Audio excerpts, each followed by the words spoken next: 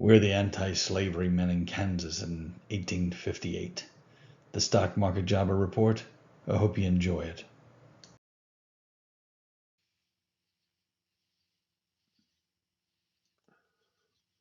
Thank you for tuning in, everybody. This is the July 31st Stock Market Jobber newsletter. I am going to try to be kind of chill because sometimes I get very excited when I talk about this stuff. But it's like this is what I like to do. I like to teach people. When I semi-retired, I didn't actually retire, but semi-retired, I just see all this misinformation out there, all this misunderstanding of what hedge funds are, what trading is, this, that, and the other thing. So I decided to start this community or this website, and eventually I'll be charging something for it. It's probably going to be a pretty small fee, but I am a capitalist as a Wall Street guy, and you know, whatever. I mean, if you're a student or you got some financial issues, let me know, and I'll hook you up for free. But anyway, those are some bad mother you know what's that were the anti-slavery men in Kansas. I mean, look at those guys. Look at the looks on their faces. When I first printed out that picture, and I looked at it. These people are hard. Think of the life they lived. No electricity, no plumbing. It was probably 110 degrees. And nowadays people bitch, oh, my internet went down, or I got kids that were in high school. It's like, oh, it's 90 degrees. Oh, we got to send the kids home because of a heat wave. Blah blah blah. I mean, come on.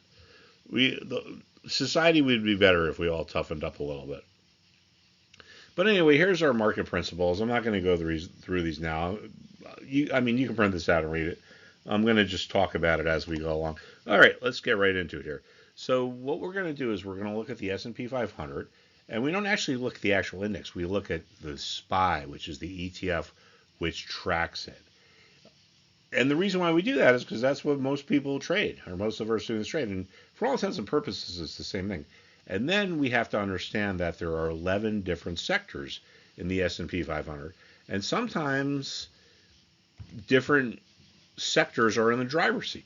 Sometimes, if you watch the tech sector, it could tell you what's going to happen. Well, it could give you some insight into what happens. Sometimes it's the financial sector. Different sectors are in the driver's seat at different times. Right now, I would have to say what is in the driver's seat is the tech sector because it's sitting right on top of support, and the financial sector because it ran into resistance. Okay, so let's jump into this here.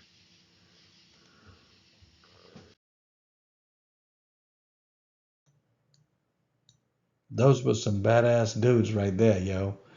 They called it Bleeding Kansas, and it was for a good reason. It was a bloodbath, a freaking bloodbath. People were flooding into Kansas because of the slavery debate. And they would be a free state or not. And when and if it became a state, then it would change the balance of power in the Senate. And that's what the fight was really about. Both sides were fanatical. The pro-slave people may have said it was about independence, but it was really about slavery, and slavery was really about money, like it always has been and always will be. And anti-slavery forces were about religion. Two things that make humans fanatics are money and religion. People are literally skinned alive and burned alive. It's not hard to understand why these guys were so badass. They had to be. Life back then on the frontier was hard.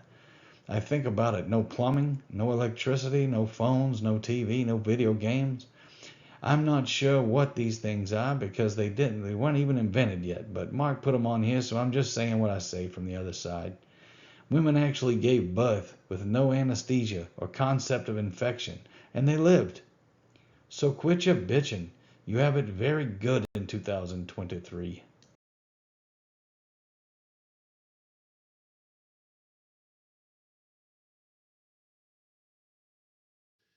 Here's our S&P 500, or here's our SPY. Look for support around 450. My guess is if we go lower, we'll probably stall out there for a few days. I think we're going to go even lower than that. 462 on the upside. The reason why I think the market's going to go lower is because we've had really high bullish sentiment readings. You can look at the website AAII.org, American Association of Individual Investors. And here's the thing. It sounds counterintuitive, but when people get very bullish, or the vast majority of investors are bullish, it's actually bad for the market. Now, why does that happen? Well, it's because the market runs out of buyers. Once all these people that are bullish invest all their funds, there's no one left to push the market higher. So excessive bullish sentiment is actually bad for the market. And then the opposite is true. Excessive bearish sentiment is good for the market. But when you got all these investors and everyone's bullish, well, I shouldn't say everyone, but the vast majority of these sectors are investors are bullish, they spend their money. When they're done, the only way the market can go is lower. So we're going to go look at the tech sector now.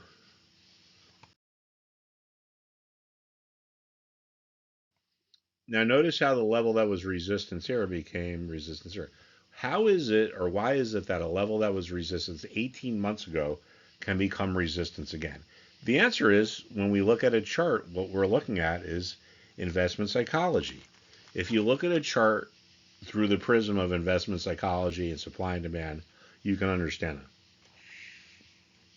If you look at a chart through the prism of, oh, what are the earnings? What's the valuation? Blah, blah, blah. You might as well forget it. All right. Go find yourself like some Egyptian scroll or some Greek scroll and try to interpret that. I mean, maybe you can. Maybe you're a professor. I know some of our students are. But I'm being hyperbolic. But look at this. Why would resistance become resistance? Well, people bought here. They want to get out. Buyer's remorse from here causes resistance here. People that bought here are trying to sell here to get it out of break even. This is another type of buyer's remorse. People bought here, support becomes resistance. Why does this happen? Well, there are investors who bought here who regret doing so when the price goes lower, and they tell themselves, gee, if this gets back up to the level I bought it at, I'm going to sell to get out at break even. Buyer's remorse can turn support into resistance. Buyer's remorse can turn support into resistance. It's very important to understand, if you're a trader, that there are certain price levels that are more important than others. That's just how it is. That's a reality in the financial markets. Sometimes we can explain it, sometimes we can't. When I was in business school, I heard a lot of this garbage from our professors about, oh, random walk, efficient market. If the market followed a random walk, or if it was efficient, you wouldn't have support and resistance levels. And you don't need to be a former hedge fund trader or a market guru to look at this chart that goes back 18 months, technology sector, biggest sector of the market, worth how many trillions of dollars, and look at this. There are some price levels that are more important than others. So buyer's remorse can turn support into resistance. Look at this rally we've had since the beginning of the year. Here we have the opposite. Resistance becomes support. Resistance becomes support. Resistance becomes support. Resistance becomes support. And resistance has become support. This is seller's remorse. It's another psychological thing. So investors sell. When the market goes a little bit lower, they're like, oh, I did a great thing. I'm so great. I'm going to be the new hedge fund genius. But then the price goes higher, and a lot of them tell themselves, I made a mistake.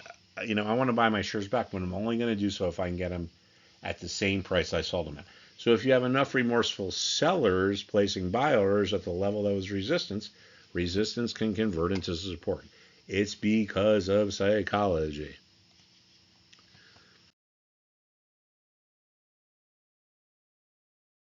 Here's a shorter term view of it. My guess is that we're going to break this and go lower over the next week or two.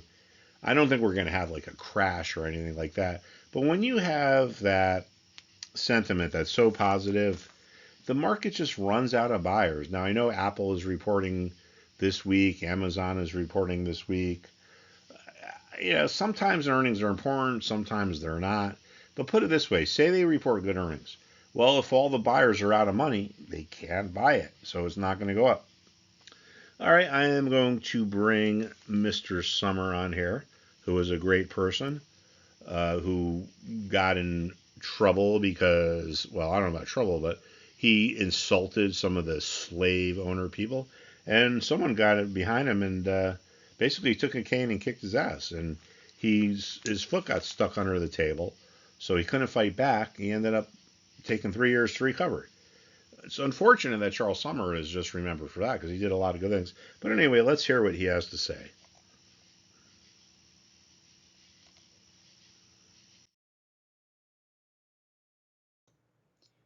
Why, hello there. I'm Charles Sumner, I was a U.S. statesman in the American Civil War period dedicated to human equality and the abolition of slavery. I crusaded for many causes, including prison reform, world peace, and education reforms. It was my long service in the U.S. Senate for Massachusetts, however, that I exercised my most influence in history.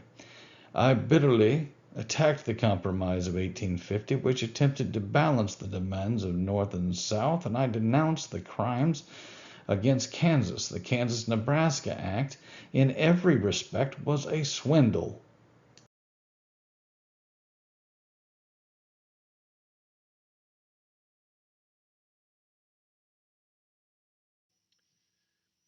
Right? I mean, I told you that's pretty interesting. And he's come a long way. I mean, the dude is dead, so you know, came in here as a ghost or I don't use Ouija boards. I've watched enough paranormal caught on tape that I know not to use a Ouija board. But anyway, I thank Mr. Summer for coming here, and it's good that his legacy is known. Anyway, this is our second biggest sector, healthcare. We ran into resistance there. What happened? We ran into resistance at the same level. Remember, buyer's remorse can make resistance stay resistance for a long period of time. Now, why sometimes when we get to resistance do we solve? Well, there are investors who want to sell. They're watching the price go higher. When a market moves higher, it's because there's not enough sellers or supply to fulfill all the demand. So the buyers are forced to pay premiums. That forces an uptrend. When we get to a resistance level, all of a sudden, for whatever reason, in trader talk, that's where the sellers live. That's where the sellers come out. Now, some of these sellers start to think, gee, the price isn't going higher anymore. There must be other sellers coming into the market. So what happens is some of these sellers get anxious and they get afraid. They're like, oh, if someone's willing to sell at a lower price than I am, then that's who the buyers are going to go to. I really want to sell my shares. I don't care if I sell them at 135.75 or 135.50. I really just want to sell this. So the sellers start reducing their prices, and you get a snowball effect. We sell off because of psychology. It has nothing to do with the news. We sell off when we get to resistance because sellers get anxious and they get worried. It's psychology. Okay? All right. Well, anyway, just check out our site, become a member of our community. I think most people make Wall Street more complicated than it needs to be. All right. So next, we're going to look at our financial sector.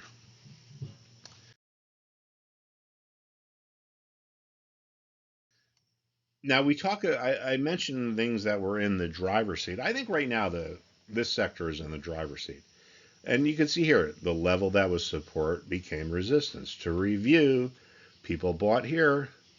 The price goes lower. A lot of the people that bought are like, "Damn, I made a mistake. I want to get out, but I'm only going to do so if I can get out of break even." So you have remorseful people that bought here trying to sell to get out of break even. If you have enough of these sellers, what was support turns into resistance. You don't need to be a market guru or a former hedge fund trader to see that. Resistance was support. Support becomes resistance. The same thing has happened now. What was support has converted into resistance. And again, this has stopped going higher. I think some of these sellers are going to start to get worried. They're going to start to undercut each other. And I think that's going to bring the broader markets down. And I am going to bring Mr. Summer back on again because he's got some more interesting stuff to say.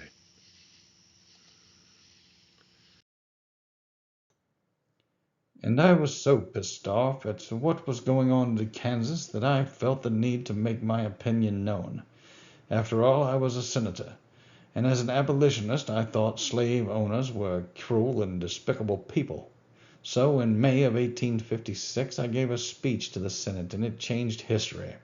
This junior congressman, Mark here labels him as he was, Preston S. Brooks from South Carolina, got so pissed that he attacked me on the Senate floor with his cane. He knocked me out and put me out of commission for 3 years. And that's unfortunately what I am famous for, but as the other expletive there, him, yes. Let Mark do my cussing for me. Thank you very much, Mark.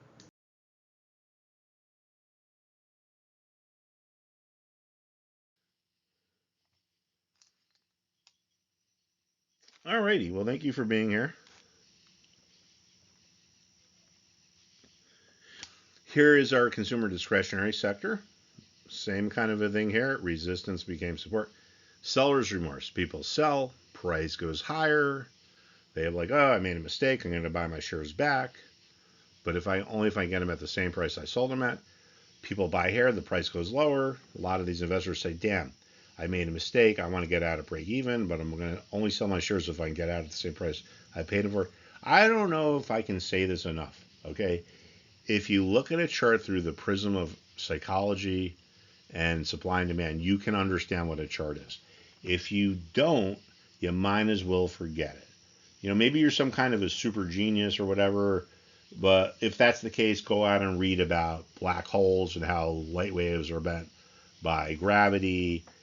If you want to trade, you got to understand, trading is not a chess game. In chess, the moves are always the same. The rook always moves the same way. The knight always moves the same way.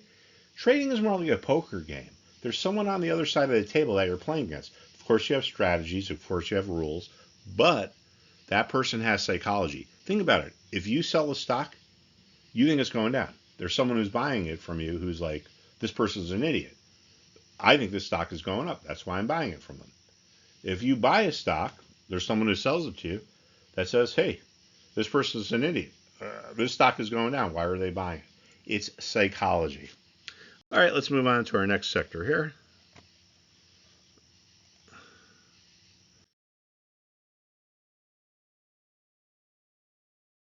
Here's our industrial sector. Once again, you can see these important levels. As a trader, you really need to know where these important levels are, because what it does is it's like a roadmap, all right? And when something gets to an important price level, it really doesn't hang out there for too long. It tends to break one way or the other. It's almost like you're hiking or you're going for a drive and you get to a fork in the road or a fork in the trail. You're going to go one way or the other. I mean, look at this. Important level there for one day, sell off. Important level, sell off here, sell off here. You're just there for a couple of days. And this is the industrial sector. This is usually a boring sector. When something gets to an important price level, that's when, as a trader, you need to pay attention, because there's a good chance it is going to make a meaningful move. And Mr. Summer wants to come on again. Okay, sir, come on back, Mr. Senator.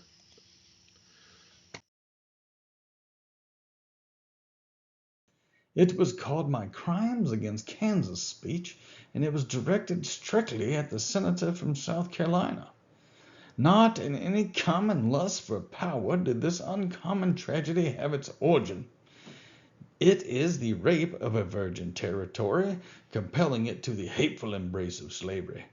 And it may clearly be traced to a depraved desire for a new slave state, hideous offspring of such a crime, in the hope of adding to the power of slavery in the national government.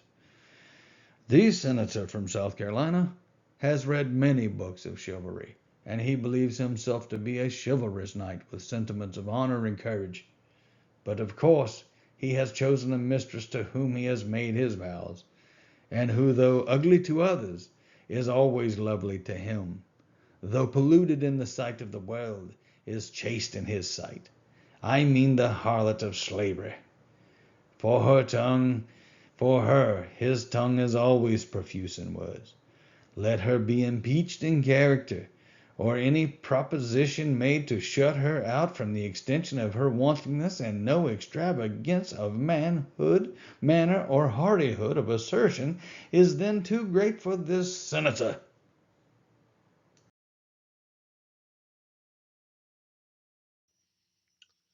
Very cool. Here is our communication services sector. It's probably the only sector we looked at that looks like it's pretty positive. Remember Facebook reports this week.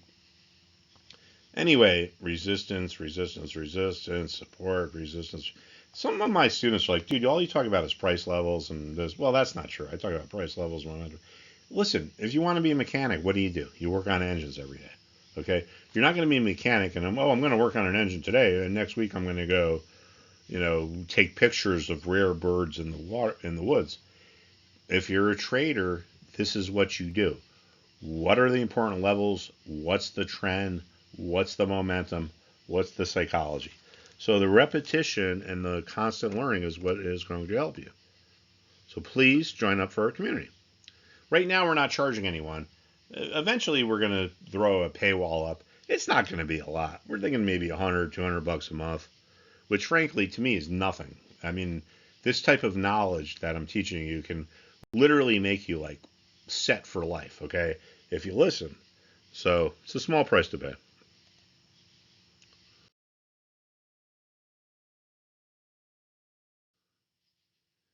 Here's our consumer staple sector. Resistance, resistance. Support becomes resistance. Buyer's remorse. People buy, price goes lower, they want to get out, break even. Buyer's remorse turns support into resistance. Happened here. All right. Resistance, resistance, resistance. You don't need to be a market guru to understand by looking at a chart that some price levels are more important than others. And this is kind of profound in a lot of ways, and people take it for granted. If you were to look at the market through the prism of a typical fundamental analyst, how do you explain this?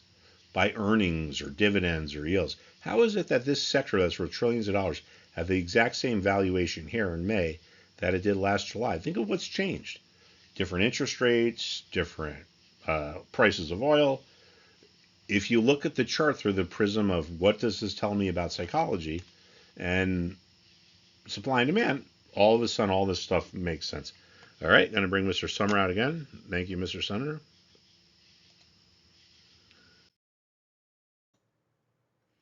Mr. Sumner, I have read your speech twice over carefully. It is a libel on South Carolina and Mr. Butler, who is a relative of mine, good sir.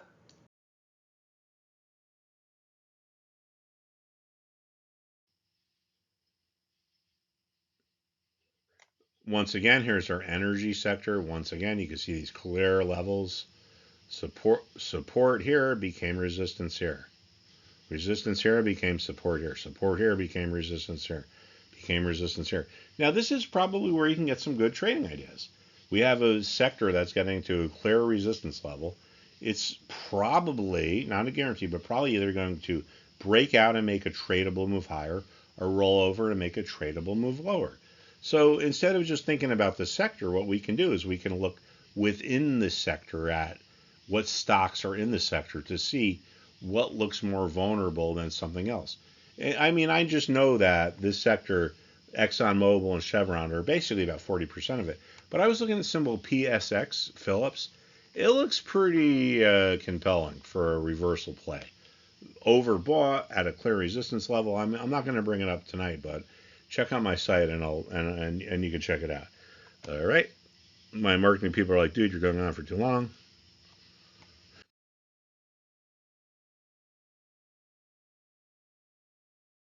Blah, blah, blah. I like to teach people. Once again, utilities, support became resistance. Support, buyer's remorse. People bought. They're like, oh, I'm going to sell if it gets back to my level. And again, the market's going higher. Some of these sellers look around and it's like, well, gee, we're not going higher anymore. There must be other sellers coming into the market. So let me reduce the price I'm willing to sell it. I was at 67.20. I'm going to go to 67. Someone else might say, hey, Mark's going to 67. I'm going to go to 66.90. And you get a snowball effect. The same thing coming off of support. The buyers, people that want to buy, notice the price isn't going any lower. They want to buy. They're afraid that the sellers will go to someone who's willing to pay a higher price, and they start to outbid each other. This is why when you get to support, you get these bounces. And when you're a trader, this is what you need to look for. Things that get to support, things that get to resistance, because that's when they make their moves. All right, I am going to bring Mr. Summer out here again.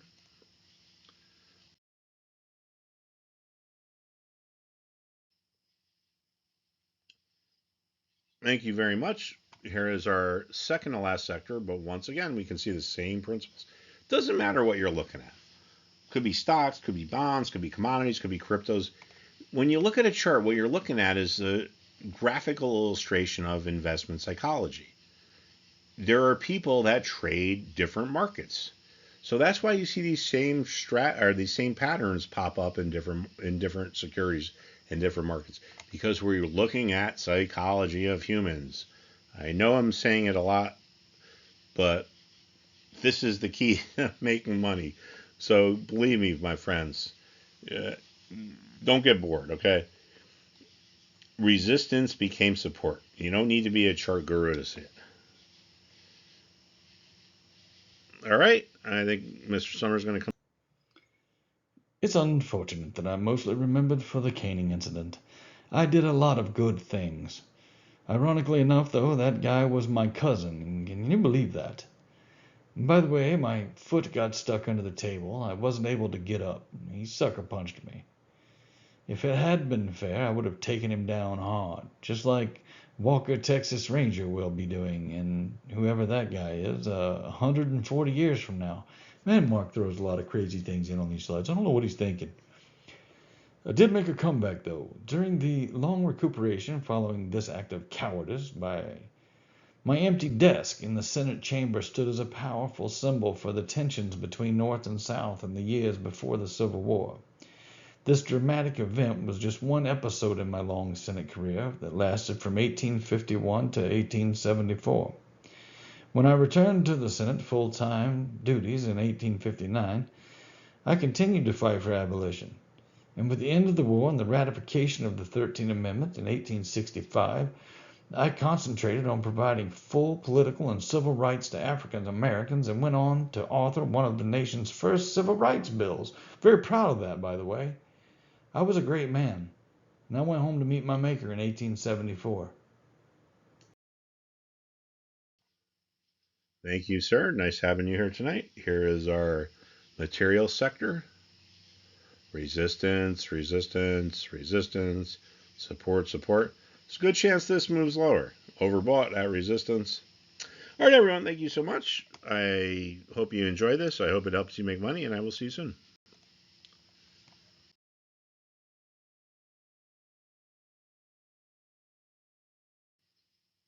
And here is me, Professor Mark. Ignore all this stuff. I don't. Who cares? I work for Koenig and Belly. My most important thing right now is rescue dogs that need homes, rescue guinea pigs that need homes, rescue any animal that needs a home. Don't go to a breeder. I mean, I know a lot of people that go to breeders. My brother just got a dog at a breeder. Whatever. I'm not going to pass judgment on them. I just know that there are a lot of animals that are in shelters that need homes. And our rescue dogs, Lola, Clifford, our rescue guinea pigs, Walker Texas Rodent, Caramel, Dr. Puffenstein, they're animals, but they know you rescue them, and they're good pets. And I think that's one of the good things to do in your life is to give a little life or a creature of God or an animal of God.